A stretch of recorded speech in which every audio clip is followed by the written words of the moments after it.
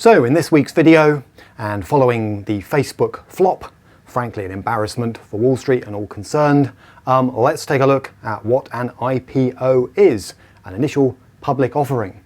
For novices, I'm going to go back one step and just explain how companies raise finance, and then we'll get straight in to where an IPO fits in, and I'll give you some guidance on whether I think you should try and join in an IPO, even if you're given the opportunity. Now, anyone who bought Facebook might say the answer to that question is pretty obvious with hindsight, but actually I'm going to give you a broader picture on why I don't think buying IPOs is a fabulous idea as a retail investor. Okay, so you're a company, you're looking to raise money, all right? Where do you go? Well, there are basically four places you can go to raise money.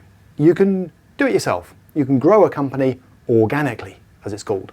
That is simply saying we make enough profits as a little private company, we make enough cash flow, we can just grow ourselves. We don't need to ask anybody outside for finance. And that's cheap, and that's fast, and that's nice work if you can get it. So there's number one. However, sooner or later, you're probably going to need to expand the business and get outside finance. So, a couple of other ways to do it.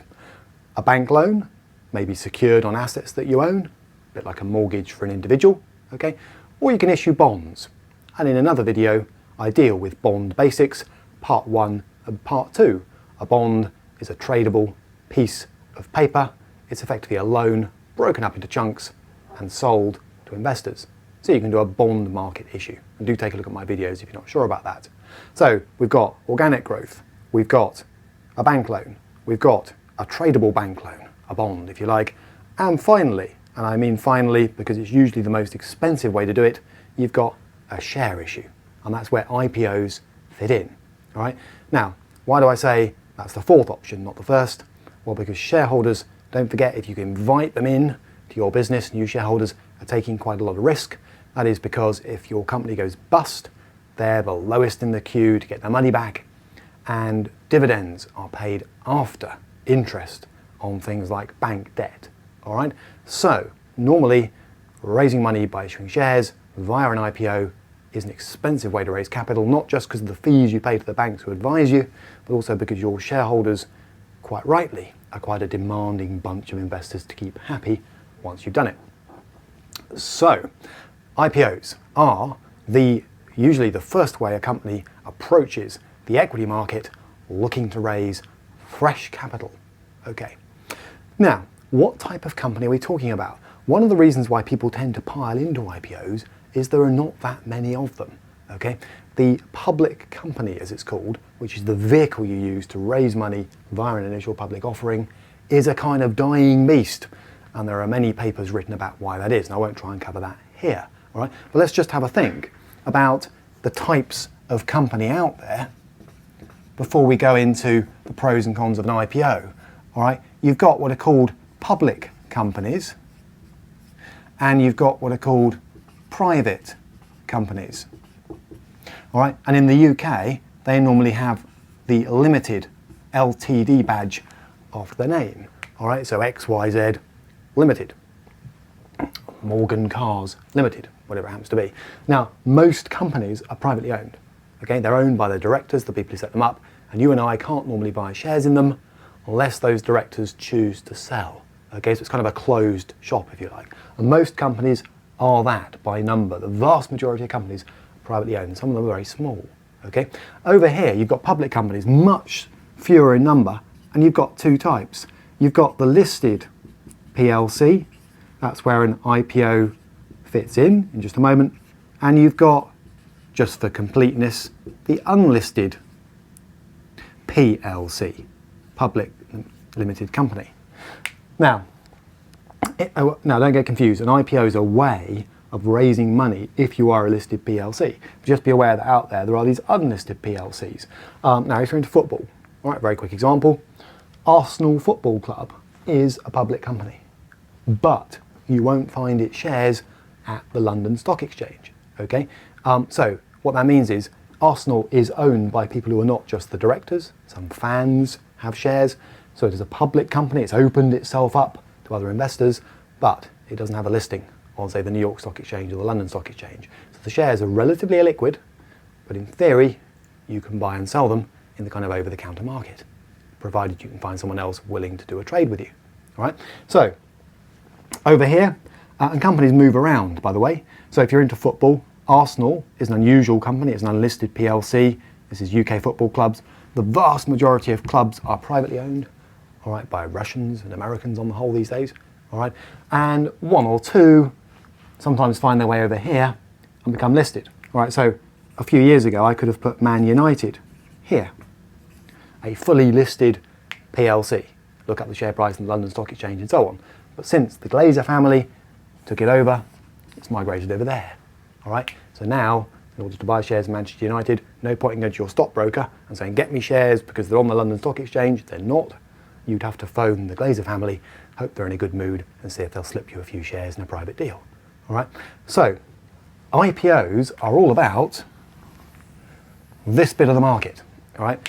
And it's not very many companies. In London, we're talking just a few thousand companies out of a massive universe, all right? So, be aware, the reason shareholders and investors get excited about IPOs, and I have some sympathy with this, is because they think, well, here's an opportunity for me to actually buy into one of the best companies in the country. All right, true, and there are not that many of them in reality, but that's still not a reason to jump in and buy IPO shares, as I'll explain in just a moment.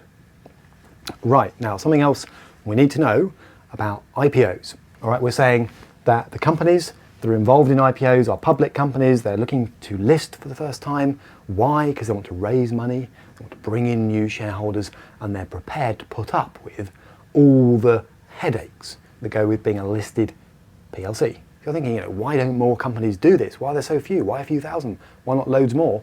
The answer is it's kind of a pain. Listed companies have to produce accounts more often. They've got more regulations to follow. They get more scrutiny in the press. They get criticised when they pay the directors lots of money. Okay, it's kind of a hassle. All right. So for quite a few firms, listing is not the answer. But clearly, for a lot, it is a good way to raise money. So IPOs. Let's take a look at IPOs. Let's focus in on those. After all, that is the theme of this video. So, in principle, if I'm looking to raise money as a company, okay, I can either do what is sometimes, this is a bit of a jargon tour, either do a placement or a public offer. So once I've decided I want to make my shares available, not just amongst my board directors, but other people as well, bring them in, I can either do a placement or a public offer, all right? And this is kind of where companies have a choice. What's the difference? Well, this one is what it sounds like. This is making new shares available to the public, all right? You issue a prospectus, you send out letters and so on, you invite people to buy the shares, and there's normally a deadline to apply. Over here, you've got the placement. Now, what's the difference? Well, the placement, what a company is doing is approaching institutional investors only, okay? And normally it will bring in a bank to help it, okay? So if you're a company looking to do a placement, you'll get some advisors on board, JP Morgan, Goldman Sachs, whoever it happens to be. They'll help you with the pricing, the timing, the contact book you want to run, okay? And that means going around talking to various potential clients who might be interested in buying shares. So they'll be getting in contact with pension funds, life insurance companies, fund managers and so on, and doing a kind of road show, going around, seeing how much interest there is in the shares of this new company. And then when you get to the deadline day, if you like, they will be placed with those specific institutions. Does it sound like a bit of an old boys club? Okay, a nice cozy arrangement. Well, that's exactly what it is. Okay, the company will raise the capital it wants. Okay, the institutional investors will get the block investment they want in the new company. Okay, some of them may have to because they offer index tracking and so on. And of course, the advisors, the investment banks, the JP Morgans and so on take out a fat fee, usually a percentage of the amount raised. Very nice. All right. Public offer. Now you can split this, by the way. You can do, if you're a new company, you could do 75% like that and 25% like that. That's just me making up numbers, or 90-10 or 50-50. But you can also offer shares to the public, okay? More of a hassle, frankly. The regulation is tighter because you're selling shares to the public, okay? The administration is much more involved, okay? Because you've got to deal with oversubscriptions, that's too many people applying for the shares on a popular offer, and you've got to deal, in both cases, with undersubscriptions. That's not enough people applying to buy the shares the company wants to sell. Then what happens? The answer is the advisor will normally underwrite the whole thing, and that means the JP Morgans of this world not only advise the company that's trying to sell these shares on the method, the timing, the price and so on, but they also say if the public don't want the shares, we'll step in and buy them at a prearranged price. That's called underwriting. Okay, so my point being that public offers are usually more hassle. So unless a company's got a reason to approach the public to sell shares to it, they'll often not bother. And that gives you a clue as to what I think about IPOs. All right? Because companies will sometimes say, we want to bring in the public when we sell our shares for the first time. We want to create a kind of shareholding democracy. As a football club, we want our fans to own shares. As a telecoms company, we want our customers to own shares. Okay? As a social networking firm, we want the world to own our shares. Okay? It's all kind of marketing claptrap in a way. It can be a sign, I'd say, of a little bit of desperation. I mean, if you can offload your shares this way, why would you do it that way, which is frankly more work, costs more hassle, okay? And the answer's got to be sometimes, we're a little bit anxious, we want to get rid of the shares. Okay, maybe the retail investors out there will take them, when other investors possibly we've got to work harder on the institutions to get them to do a deal. All right, so what do I think of IPOs? Would I buy IPOs? Now people might say, well, obviously Tim, Facebook's just happened when this video is being made. Okay, so there's a clear example of where an IPO has gone a bit wrong. All right, well, that's not the only IPO to go wrong, okay? So my view is there are 3 or 4 reasons why personally I'd be very, very, very wary of buying shares in an IPO company, even though it's tempting, okay? Even though you might want to get in on the first day of trading and so on. Number 1, okay? When companies do IPOs that involve the public, you have to ask the question, are they getting a little bit desperate to raise capital? Why are they going through all these hoops? I've just dealt with that just now. Number 2, how much do you know about this company? This is the first time it's raised money publicly. Right? This is the first time it's had to, probably publish proper sets of accounts, comply with regulation. I mean, how much have you known about what was probably a privately owned company up to this point that you're prepared to commit your capital to it right now? Surely better to wait till it's been in the public domain for at least a few months and then decide if you want to buy the shares. All right? Because otherwise you might get caught up in marketing hype about the latest mining firm or local social networking firm. When you stand back and ask yourself, what do I actually know about this thing and its business model? The answer is probably not a whole lot.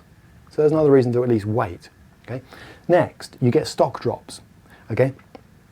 3 or 4 months after an IPO, you can find, and this is true with Facebook, obviously it looks like it's going to be true with Facebook, Google, Groupon, LinkedIn, the share price drops below the IPO price.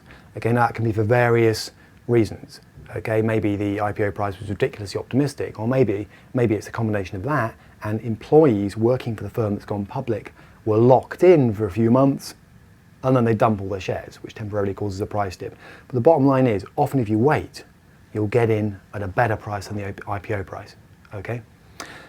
And finally, when Wall Street and the media get so excited about something, all right, that you seem to hear about it everywhere, every time you pick up a newspaper, you've got to think, do I really want to part of this?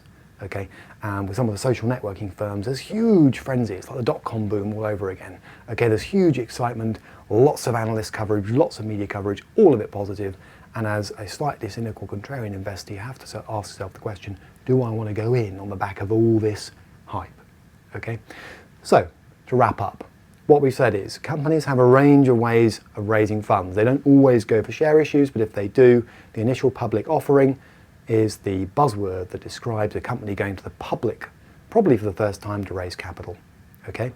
Next thing you need to be aware of is that people get excited about IPOs because not that many companies are public, so they want a piece of the action.